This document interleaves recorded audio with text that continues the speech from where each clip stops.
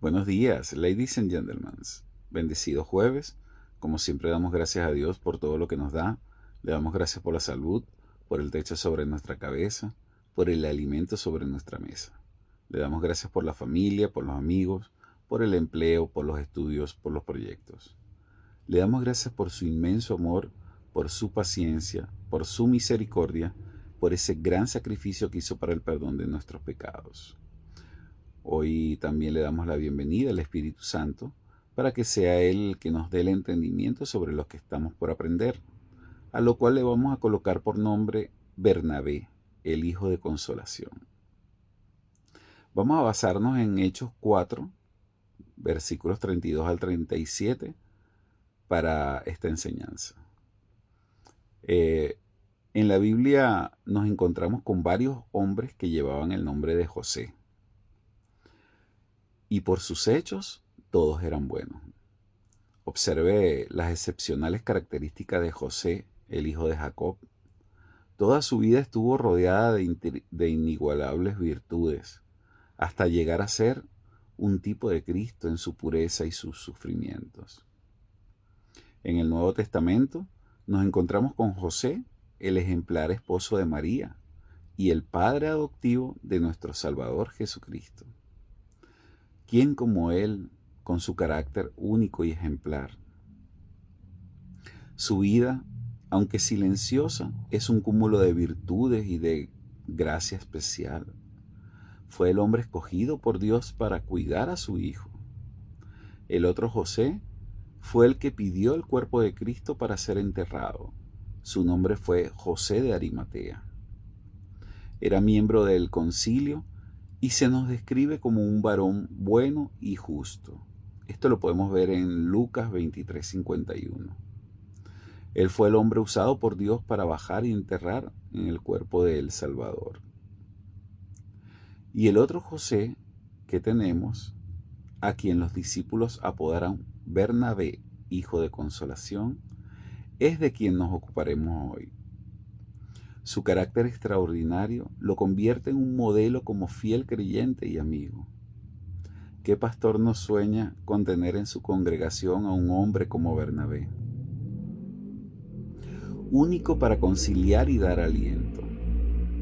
Su nombre original de José significa al que Dios engrandece. Y si ya este nombre era grande, el nombre de Bernabé será con el que se le recordará para siempre. ¿Cuál fue el más grande don de Bernabé? El de dar aliento. Esta palabra tiene su equivalente en el griego con la palabra paracletos, la misma usada cuando nos referimos al Espíritu Santo. ¿Cuánto necesitamos de creyentes que nos animen? ¿A quién no le gusta estar con gente que le anima? Una sola palabra, una sola llamada, un apretón de mano puede cambiar tu día y alegrar tu condición. Sin embargo, no se acostumbre a recibir todo el tiempo consolación.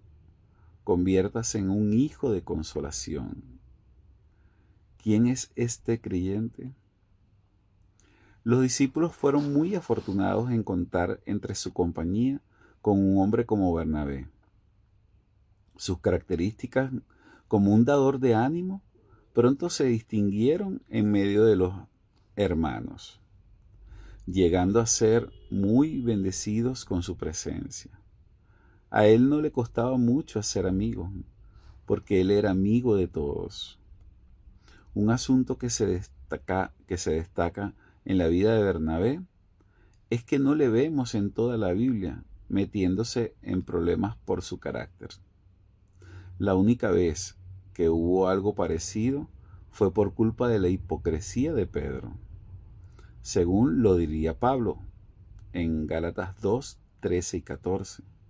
El resto de su vida se caracterizó por ser un conciliador, creando siempre una atmósfera de amor y armonía, siendo esta la característica de este pasaje.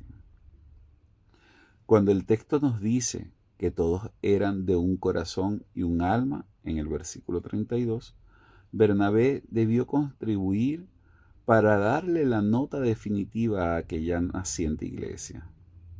Un creyente como él le hace mucho bien a la iglesia, porque por su amor crea un ambiente de paz y está presto para contribuir a la reconciliación.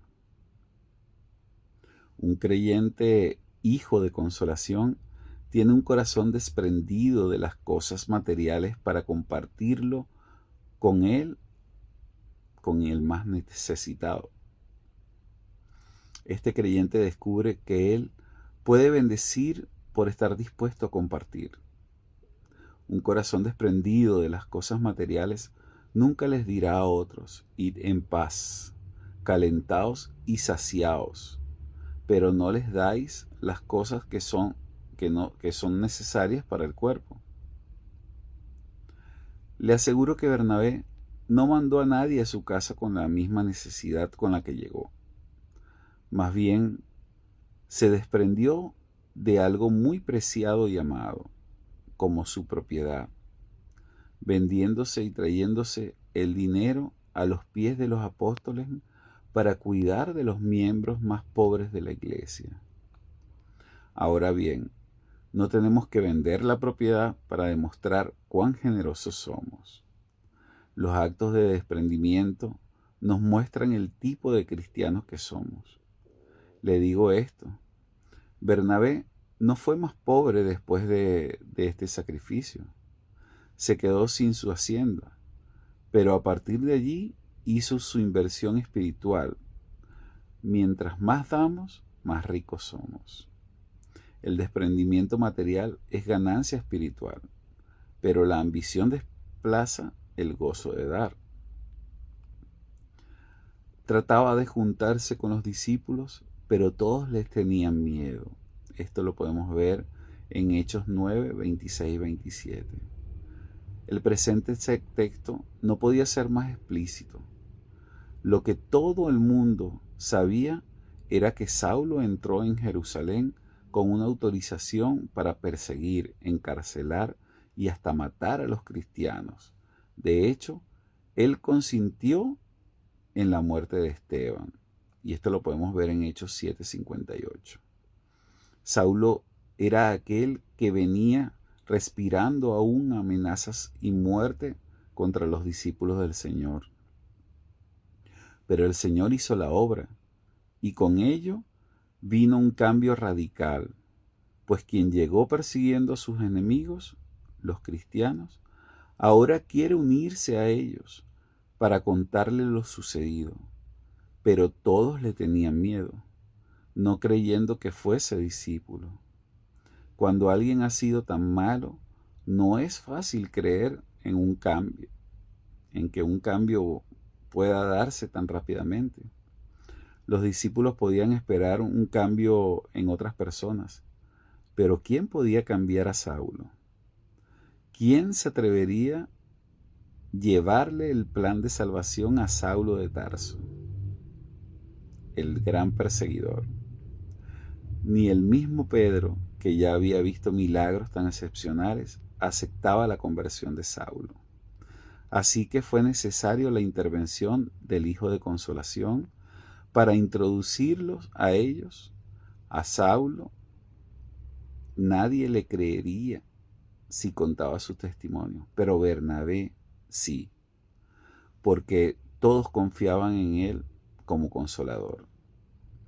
Así que mientras otros habían visto lo peor de Saulo, Bernabé vio lo mejor en él. Esto se llama tolerancia cristiana. Y este hijo de consolación la tuvo para bien y para quien otros rechazaban. Mil bendiciones.